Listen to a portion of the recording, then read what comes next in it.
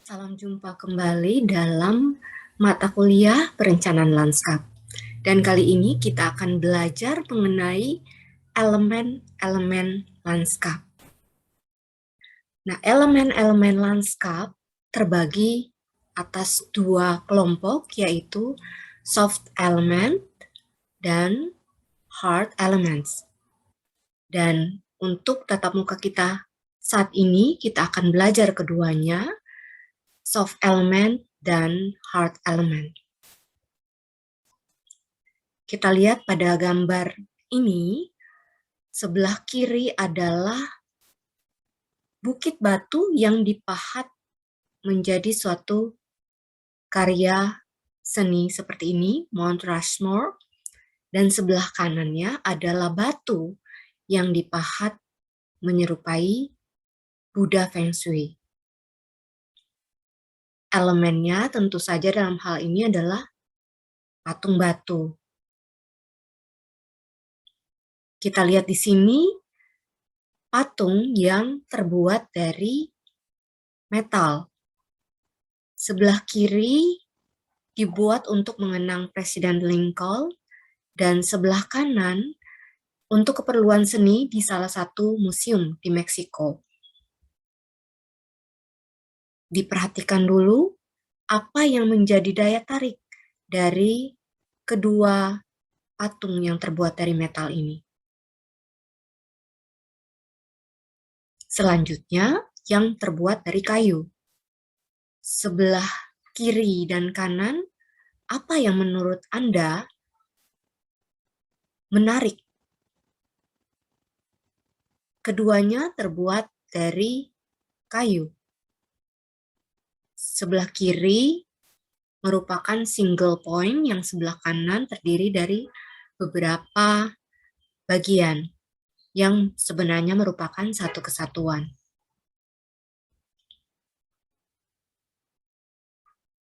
Selanjutnya, patung yang dibuat dari tanah liat. Patung yang terbuat dari tanah liat bukan saja hanya mendekorasi indoor, tetapi juga di lanskap terbuka.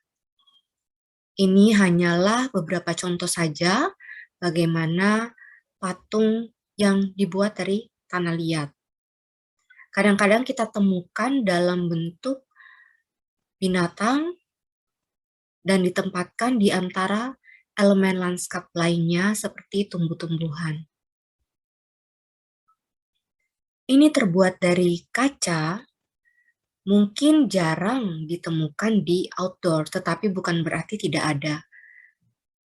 Karena dari sifatnya sendiri memiliki kerapuhan, sehingga tentu tidak bisa diletakkan di banyak tempat. Yang ini adalah elemen lanskap kolam renang. Kolam renang ini bisa dibuat di dalam skala kecil atau di pekarangan, atau kemudian juga bisa ditemukan di hotel atau stadion olahraga. Masih berkaitan dengan air, tapi yang ini adalah elemen lanskap air mancur. Yang sebelah kiri tentu dengan size yang besar, sementara yang sebelah kanan merupakan air mancur sederhana. Bisa kita lihat di sekitar kita akan ditemukan banyak bentuk-bentuk dari air mancur itu sendiri, baik dari cara memancarkan air maupun paduan dengan elemen pendukung lainnya. Di sini dicontohkan tirai air.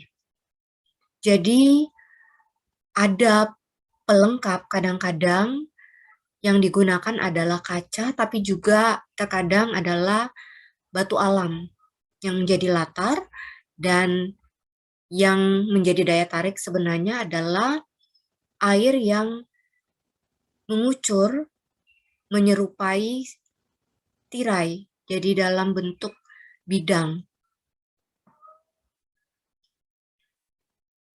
Elemen lanskap selanjutnya yaitu lampu taman. Pada perkembangannya sekarang ditemukan banyak sekali jenis-jenis lampu taman yang bisa digunakan dalam skala kecil ataupun lanskap yang berukuran luas.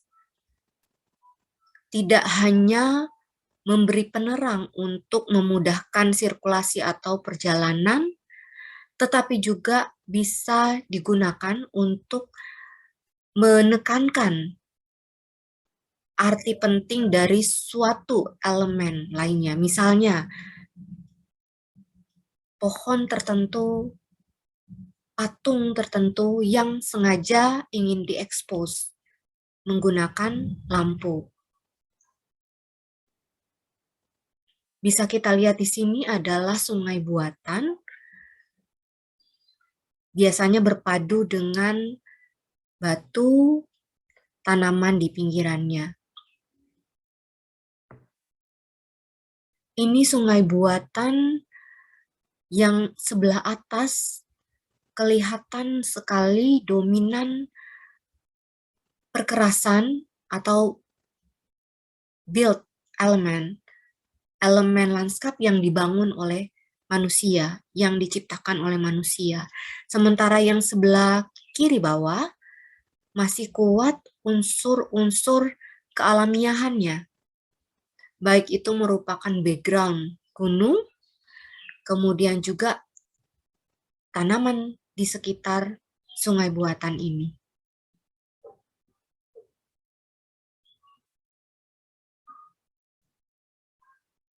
Bisa kita lihat di sini bangku taman yang terbuat dari batu.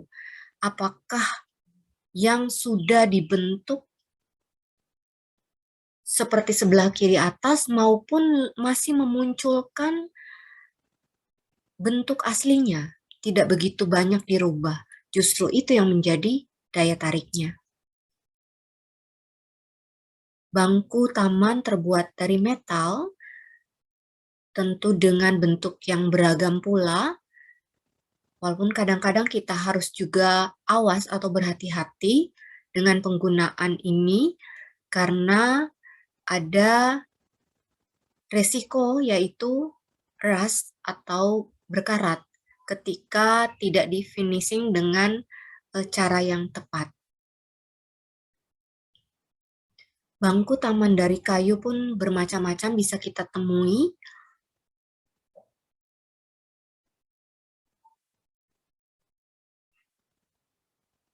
Gerbang yang mungkin Anda sering lihat merupakan tempat keluar atau masuk ke dalam suatu kawasan. Bentuknya bermacam-macam.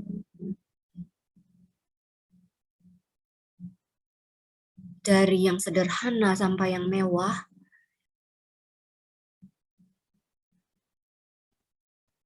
Dengan desain juga yang menarik.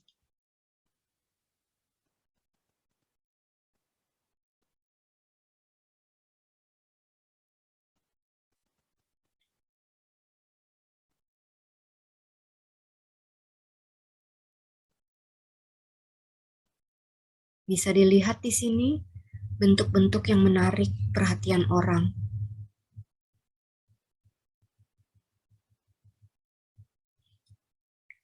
Kita melihat di sini ada batu loncatan atau stepstone, juga paving, dengan desain yang dibuat menarik, dengan pola-pola tertentu bisa dilihat di sini. Padu padan warna juga menjadi salah satu daya tariknya, serta bentuk. Kita bisa menggunakan sebenarnya bahan-bahan alami untuk menjadi pembentuk dari stepstone. Misalnya daun yang lebar, bisa kita gunakan untuk dicetak menyerupai itu. Ini adalah pergola yang ditumbuhi dengan tanaman rambat. Ini adalah shelter yang mungkin pernah dilihat di tengah kota sebagai tempat menunggu bis atau angkutan umum. Demikian untuk Kali ini semoga mendapat wawasan yang berarti.